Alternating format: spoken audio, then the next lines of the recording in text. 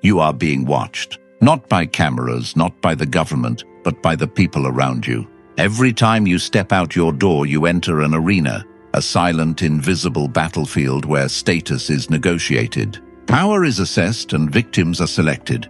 And the terrifying truth, you have been painting a target on your own back. You walk through the world thinking that transparency is a virtue. You think that being open book makes you trustworthy. You think that wearing your heart on your sleeve makes you human. Robert Greene would call you a fool. He has warned in modern times, everyone sees what you appear to be. Few experience what you really are. If you show the world everything, you leave yourself with nothing. No mystery, no defense, no leverage. Most people destroy their own reputation, not because they are bad people, but because they are loose. They leak. They spill their emotions, their plans and their insecurities onto the pavement for anyone to trample. Today we stop the bleeding. We are going to stitch up the wounds in your public persona. By the end of this, you will understand why silence is the loudest sound in the room, and how to move through a chaotic world like a ghost, untouchable, unreadable, and undeniably powerful. But first you have to admit that your need to be seen is exactly what is making you disappear. Long time ago, strategists and thinkers agreed on one thing. The mind must be a fortress, but a fortress with the gates wide open is just a ruin waiting to happen. We are going to cover the 9 specific behaviors that strip you of your power in public. Some of these you do every day. Some of them you think are actually good traits. They aren't. They are signals of submission. Mastering this isn't about becoming a sociopath. It's about becoming sovereign. It's about the difference between a king and a court jester. One commands attention by withholding. The other begs for attention by performing. But be warned, once you stop doing these 9 things, people will change how they treat you. They will stop pitying you. They will stop using you, and they might even start to fear you a little. If you are not ready for the isolation that comes with authority, turn this off. If you are ready to reclaim your privacy and your power, let's begin. 1. Never reveal your next move. The greatest drug in the modern world is not chemical. It is validation, and the quickest hit comes from announcing your plans before you execute them. I'm going to start a business. I'm going to the gym 5 days a week. I'm leaving him. You say these things to get the dopamine hit of accomplishment without doing the work. But Robert Greene knows the tactical error here. When you reveal your intentions, you give your enemies and even your envious friends the map to sabotage you. The moment you speak a goal into existence, you dissipate the energy required to achieve it. You trick your brain into feeling satisfied. But worse, you alert the competition, conceal your intentions.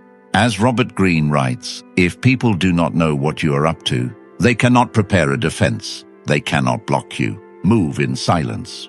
Let your results be the noise. There is a terrifying power in the person who disappears for 6 months and returns with a new empire, a new physique, a new life. No announcements, no watch this space, just execution. When you broadcast your moves, you are asking for permission. You are asking for the tribe to nod and say, yes, that is good. Stop asking. A lion does not roar before it stalks. It roars after the kill. If you want to be taken seriously, keep your mouth shut and your work ethic high. Let them speculate. Let them gossip about what you might be doing. Their imagination will always paint a picture far more impressive than your reality. The mystery of potential is your greatest asset. Do not squander it for a cheap round of applause at a dinner party. 2. Never lose your temper. Anger is an emotion. Aggression is a tool. There is a difference. When you lose your temper in public, screaming at a waiter, snapping at a partner, engaging in road rage, you are not showing strength. You are showing that you are easily manipulated. If a stranger can hijack your nervous system and turn you into a screaming child just by cutting you off in traffic, you are not free. You are a slave to your impulses. Robert Greene advised that a leader should be feared, yes, but never hated. And nothing generates contempt faster than a lack of emotional regulation. A man who cannot control himself cannot control anything around him.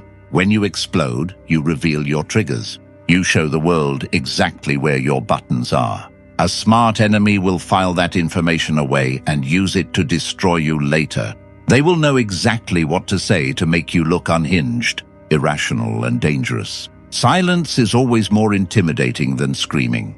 Imagine a boss who screams when he is angry. Now imagine a boss who goes deadly quiet, who stares, who speaks in a whisper. Which one is more terrifying? The screamer is a clown. The quiet one is a predator. Cultivate the icy stare. Cultivate the pause. When you feel the fire of rage rising in your chest, that is the exact moment to freeze. Do not speak. Do not act. Let the other person sit in the awkwardness of your silence. They will expect a fight.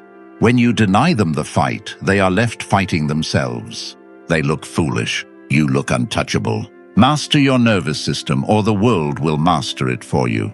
3. Never complain about your problems. This is the most common weakness in human behavior. Complaining. I'm so tired. My boss is an idiot. The economy is rigged. Listen closely. Nobody cares, and the ones who do care are usually happy that you are suffering because it makes them feel better about their own mediocrity. When you complain in public, you are doing two things. First, you are admitting that you have lost control. You are signaling that you are a victim of circumstance, a leaf blowing in the wind. Leaders do not complain. They change the situation or they endure it. There is no third option. Second, you are burdening others with your negativity. You become an energy vampire. People may nod politely. They may offer a hollow "I'm sorry," but subconsciously they are repelled by you. They mark you as low status. Robert Greene explains that people are naturally repelled by weakness and drawn to strength, vitality, and control. If you walk around wearing your problems like a heavy coat, do not be surprised when people avoid you. This doesn't mean you suppress your emotions until you explode. It means you choose your counsel wisely. Vent to a therapist. Vent to a trusted mentor. Do not vent to the public. Do not vent to your co-workers. To the world, you must appear to have it together. Even if your life is burning down, your public face should be cool, calm, and collected. This is what in modern culture is called controlled composure. The art of making the difficult look effortless. If you are suffering, suffer with dignity. There is a deep respect given to the person who carries a heavy load without collapsing and without announcing it to the world. Become the person who, when asked how are things, simply smiles and says, moving forward. 4. Never apologize when it isn't necessary. We live in a culture of apology. We apologize for taking up space. We apologize for asking a question. We apologize for having an opinion. Sorry to bother you. I'm sorry, but I think, stop it. An apology is an admission of guilt. It is a submission signal. When you apologize for things that are not your fault or for simply existing, you are lowering your status in the hierarchy. You are telling the world, I am beneath you. Please forgive me for being here. Robert Greene knew that a leader must appear infallible.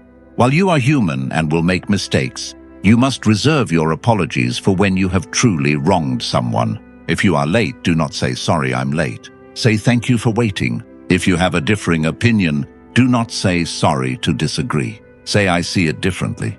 Do you feel the shift? The first is a plea for forgiveness. The second is a statement of reality. Over-apologizing makes you look weak, unsure, and insecure. It invites predation. People begin to feel that they can blame you for things because you are so ready to accept the blame. Save your apologies for when they mean something. When you have truly broken a promise or caused harm, apologize once sincerely and fix it. Never repeat it, but for the day-to-day friction of life, stand your ground. Occupy your space. You do not need permission to exist. 5. Never reveal your financial situation, high or low. Money is the most sensitive nerve in the human body. If you show that you are poor, the world will treat you with pity or invisibility. Poverty in the eyes of the modern power dynamic is seen as weakness. It implies a lack of capability, a lack of control. People distance themselves from failure because they fear it is contagious. If you show that you are rich, you invite envy. And envy is the most dangerous emotion of all. It is the emotion that makes a friend hold a knife behind their back. Long time ago, it was observed that there is no vice that so covers a person with shame as to be found lacking. But there is no danger greater than outshining the master. If you flash your wealth, the watches, the cars, the receipts, you are not impressing people. You are humiliating them. You are reminding them of what they do not have. and eventually they will resent you for it. They will try to take it from you either through manipulation, social attacks, or indirect sabotage. True wealth whispers. It is found in the quality of the fabric, not the size of the logo. Keep your finances a black box. Let them guess. If you are struggling, look clean, sharp, and organized. Do not look poor. Look like you are in a temporary setback. If you are winning, look comfortable. Do not look like a lottery winner. The goal is to be financially ambiguous. You want people to assume you are doing well, but never know exactly how well. This protects you from the parasites who want a loan and the predators who want your position. Your bank account is a weapon. Keep it hidden until you truly need to use it. 6. Never gossip or talk badly about others. Great minds discuss ideas. Average minds discuss events. Small minds discuss people. Gossip is the currency of the weak. It is a bonding mechanism for people who have nothing of value to offer. When you gossip, you may feel like you are building a connection with the listener, but you are actually destroying your own reputation. Think about it. When someone comes to you and spills the secrets of a mutual friend, your immediate thought is, if they are talking to me about them, they will talk to them about me. You instantly distrust the gossiper. Robert Greene warns that a person must avoid being hated or despised, and being a spreader of rumors makes you despised. It makes you look petty, bored, and malicious. Furthermore, information is power.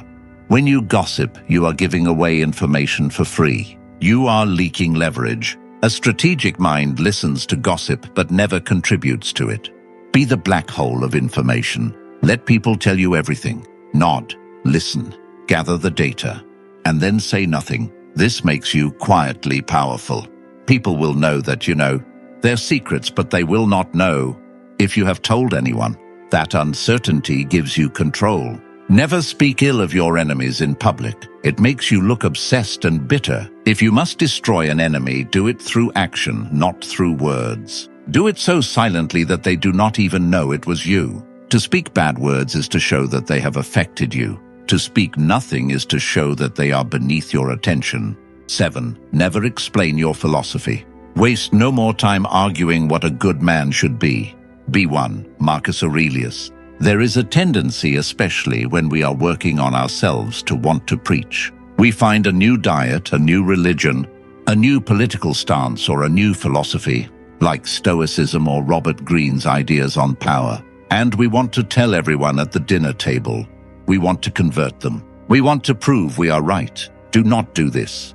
First, it is annoying. Nobody wants to be lectured. Second, and more importantly, it makes you a hypocrite. The moment you announce your moral code, I never lie, I always wake up at 5 a.m., I'm disciplined, the world will watch you closely, waiting for you to slip. And you will slip. And when you do, they will point and call you a fraud. By verbalizing your standards, you create a trap for yourself. You give people a measuring stick to judge you with. Robert Greene advises to appear disciplined, controlled, and principled, but to remain flexible in reality. If you rigidly announce your code, you lose your adaptability. Live your philosophy. Embody it. Let people ask, why are you so calm? Why are you so focused? Then and only then do you give them a glimpse. Your actions should be so loud that your words become unnecessary.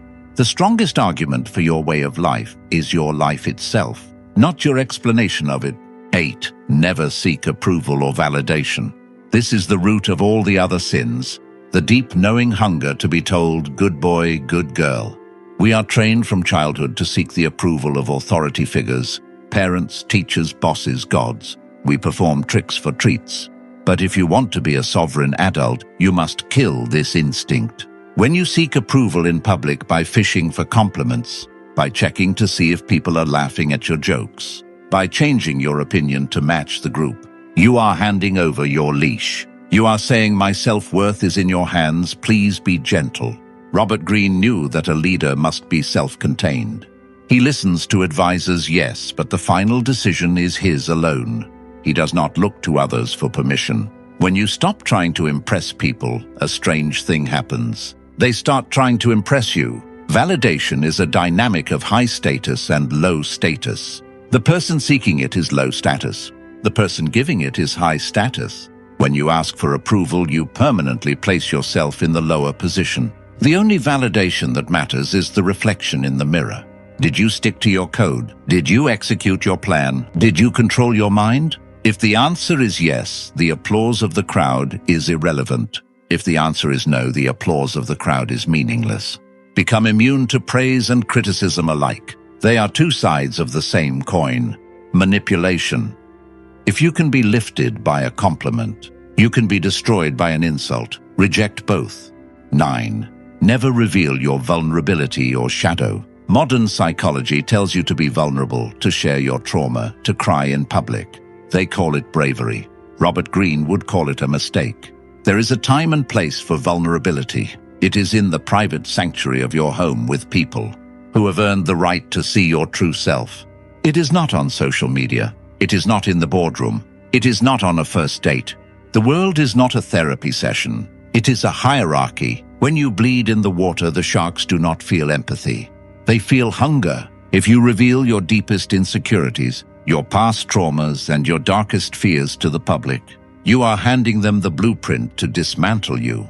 You are telling them exactly what hurts. I have abandonment issues. I am insecure about my intelligence. You think you are bonding, but a strategic observer hears something else. If I want to control him, I just need to threaten to leave. If I want to hurt her, I just need to make her feel inferior. You must integrate your shadow, yes. You must face your demons, yes. But you do this in private. You do this within yourself. When you step out into the world, you wear the armor. This is not about being fake. It is about being protected. A leader does not walk into the public exposed.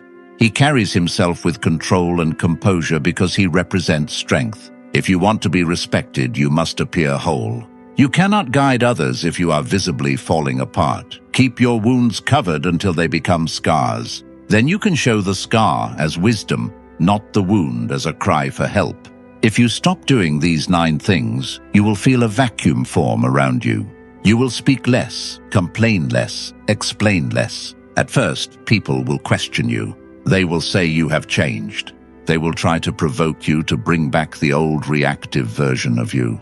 Because that version was easy to read and easy to control.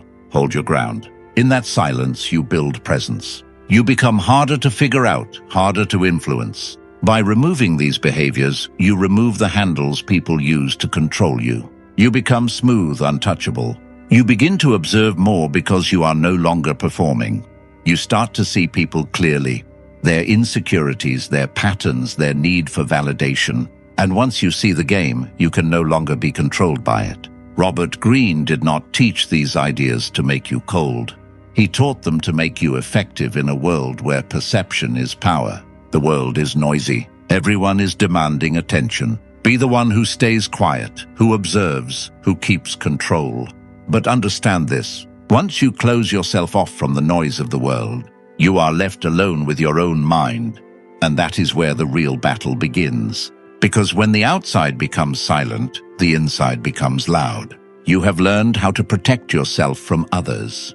Now the question is, can you protect yourself from your own thoughts? That is the next battle.